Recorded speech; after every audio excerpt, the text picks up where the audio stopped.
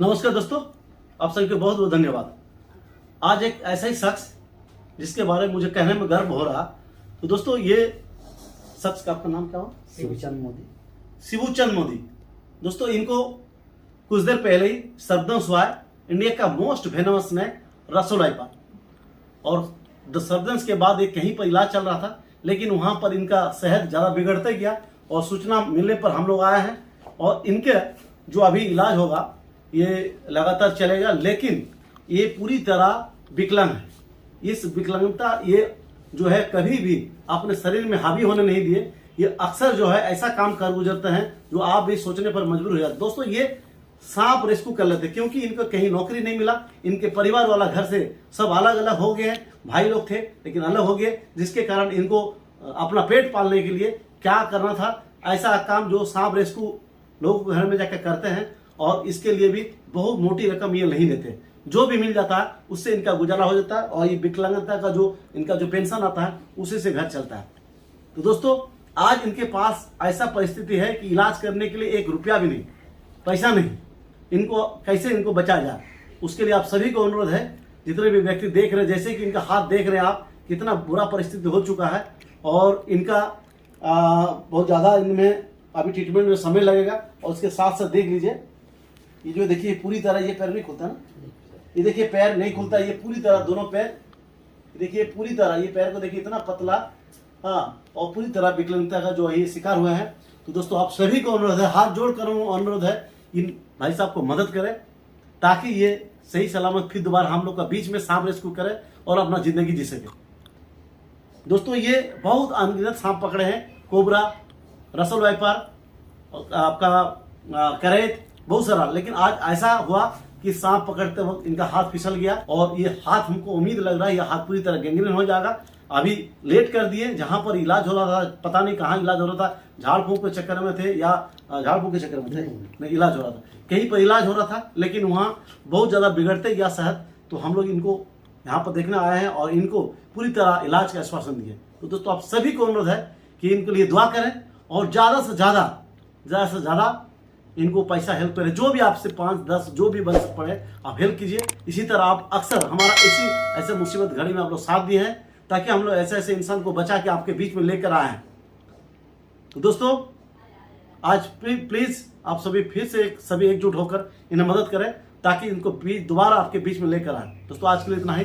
दोस्तों, मुझे आज 4 दिन पहले स्नेक बाइट हुआ था, जैसे कि आप जानते हैं, कोबरा, और मेरा भी हाथ ये हल्का गैंग्रीन हो गया, घाव हो गया और मैं अभी स्वस्थ हूँ। लेकिन ये अपना हाथ के साथ साथ जो अपना काम कर रहा तो कर रहा हूँ।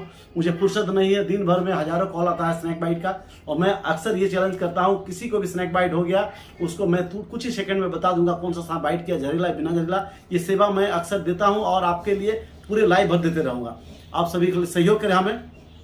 अभी आप देख रहे थे जिस शख्स को सर्पदंश हुआ है, ये इंडिया का most venomous snake Russell viper. ये रसल वाइपर बाइट करने के बाद एक्चुअली ये सांप तो 20% फॉल्स बाइट करता है, 100 में से 20% ये बिना जहर का काटता है। लेकिन ये अगर बाइट करे, आपको ज्यादा मात्रा में जहर आपके बॉडी में इंजेक्ट करे, तो उस समय बहुत ज्यादा प्रॉब्लम हो सकता है। कुछ चीज हम बता रहे हैं, आप सुन ले, आपके लिए ये जरूरत है, क्योंकि कभी भी आपके आसपास में किसी को सर्पदंश हो जाए और उसके बारे में अब ये सिम्टम देख ले।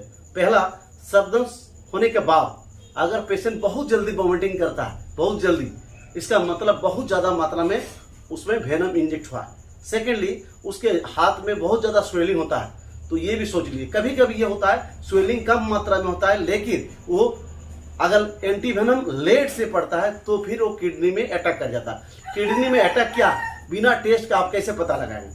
किडनी में अगर जहर अटैक किया हुआ है तो पेशेंट को यूरिन, जो पेशाब, बहुत कम मात्रा में आने लगेगा, और ये यूरिन कम मात्रा में आते आते ये एकदम कम, और लास्ट में यूरिन से ब्लड आने लगेगा। अगर यूरिन से ब्लड आ रहा है तो सोच लीजिए पूरी तरह किडनी जो है लगभग 7 से ऊपर जो है मारा हुआ है, जिसके कारण जो अटैक किया हुआ है, जिसके कारण बहुत ज्यादा मात्रा में ब्लड आ रहा है। लेकिन उस समय में अगर स्नेक बाइट के बाद आपको लग स्वेलिंग होता है और बाइट के बाद आप एंटी वेनम ले लेते हैं इमीडिएट, तो आपको फिर किडनी में अटैक नहीं करता है। लेकिन अगर ज्यादा मात्रा में कभी कभी हो जाता है, बहुत ज्यादा मात्रा में 40 मिलीग्राम से या 30 मिलीग्राम से ज्यादा तो उस समय में बहुत जल्दी अटैक करता है। उस समय में आपको कम से कम 1 घंटा के अंदर में एंटीवेनम आप ले लेते हैं तो आपको मरीज को कुछ नहीं होगा।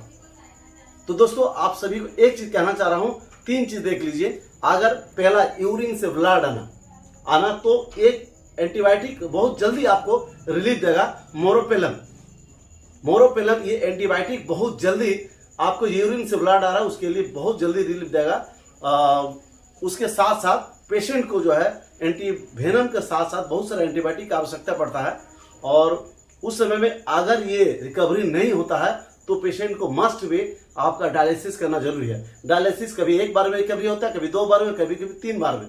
अगर पोजीशन बहुत खराब होता है तो फिर 3 बार में भी रिकवरी नहीं होता है। दोस्तों लगातार करना पड़ता है। इसलिए आप सभी को अनुरोध है, ये सांप बहुत ज्यादा खतरनाक है। स्नेक बाइट के बाद तुरंत जो है आसपास कहीं भी मिले, अगर स्नेक बाइट फर्स्ट बाइट भी हुआ होगा, लेकिन 2 एंटीवेनम आप जरूर ले ले हॉस्पिटल जब तक नहीं पहुंचे।